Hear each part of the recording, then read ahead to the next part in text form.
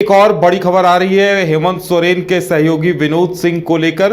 उस पर भी हम बात करेंगे। हम आपको बता दें कि विनोद सिंह हेमंत सोरेन के मित्र बताए जाते रहे हैं और उनके यहां भी ईडी ने छापा मारा था। कई ऐसी चीजें बरामद हुई थी जिन्हें लेकर लगातार ईडी जांच कर रही है और अब बताया जा रहा है कि उनके ऊपर भी गिरफ्तारी की तलवार लटक रही है, जिसे देखते हुए उन्होंने अग्रिम जमानत याचिका दाखिल की है। तो उस पर भी मंगलवार को ही सुनवाई होनी है। ज्यादा जानकारी के लिए हम चलेंगे अपने संवाददाता नीरज के पास एक बार फिर। नीरज, क्या कुछ जानकारी आ रही है विनोद सिंह को लेकर कि उन्होंने अग्रिम जमानत याचिका दाखिल कर दी है?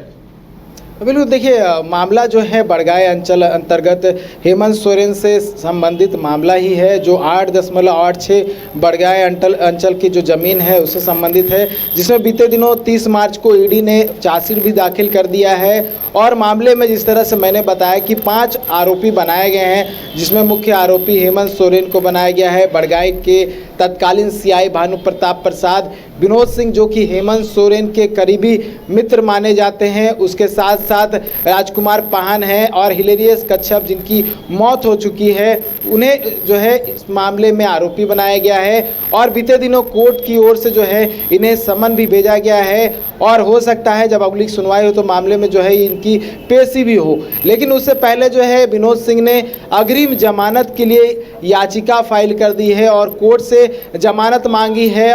जमानत इसलिए मांगी है क्योंकि उन पर गिरफ्तारी की तलवार लटक रही है। हो सकता है कि उनकी गिरफ्तारी हो जाए, इसलिए कहीं ना कहीं राहत के लिए उन्होंने पीएमएलए कोर्ट में याचिका दाखिल की है और याचिका दाखिल करते हुए अग्रिम जमानत की मांग की है पीएमएलए कोर्ट से।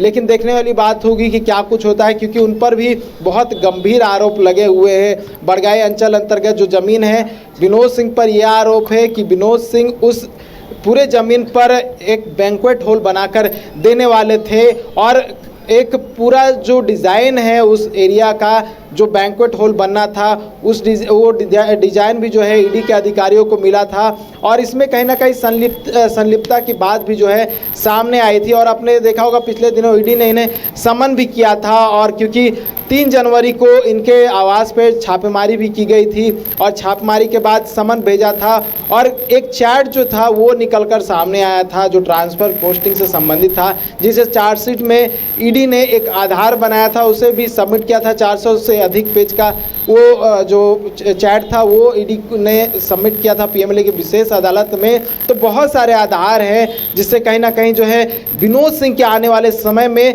मुश्किलें बढ़ सकती है और यही वजह है कि विनोद सिंह ने अग्रिम जमानत के लिए पीएमएलए कोर्ट का जो है दरवाजा खटखटाया। उधर बिल्कुल नीरज, लेकिन यहां भी वही बात कह सकते हैं कि इन्हें भी अग्रिम जमानत मिलेगी, इस बात के आसार कम नजर आ रहे हैं और आने वाले दिनों में मुसीबत बढ़ने की ही आसार हैं।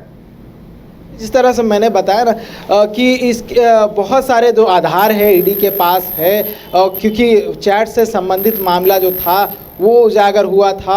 और क्योंकि मैंने बताया बड़गाय अंचल अंतर्गत जो 8.86 ज़मीन है उसमें बैंक्वेट हॉल बनाने की प्लानिंग थी और पूरी प्लानिंग जो थी वो विनोद सिंह के ओर से की गई थी और बाकायदा एक डिज़ाइन बनाया गया था और प्लानिंग जो थी वो की गई थी।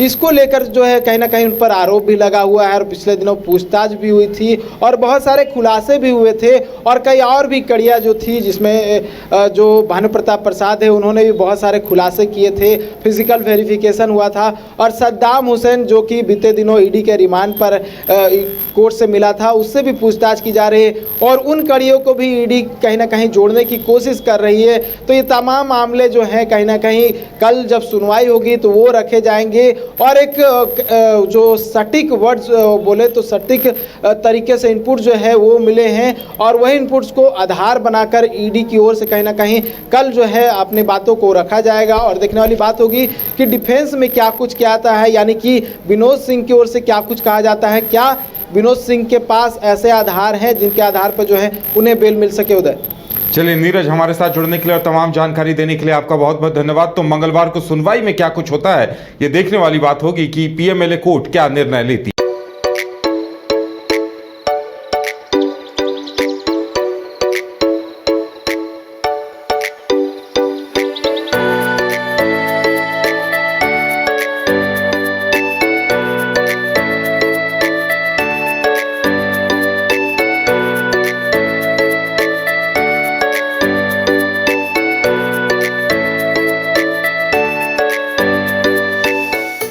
Elite institute. अगर आपके अंदर चाह है तो एलीट आपकी राह है। IIT हो या मेडिकल, आप चाहते हैं अपने आप को उत्कृष्ट दिखाना, आप चाहते हैं खुद को एक IITian के रूप में दिखना या मेडिकल के क्षेत्र में आगे बढ़ना, तो एलीट आपके लिए एक बहुत बड़ी ताकत के साथ आपके सामने है। आइए, खुलिए, बढ़िए, पहुंचिए। एलीट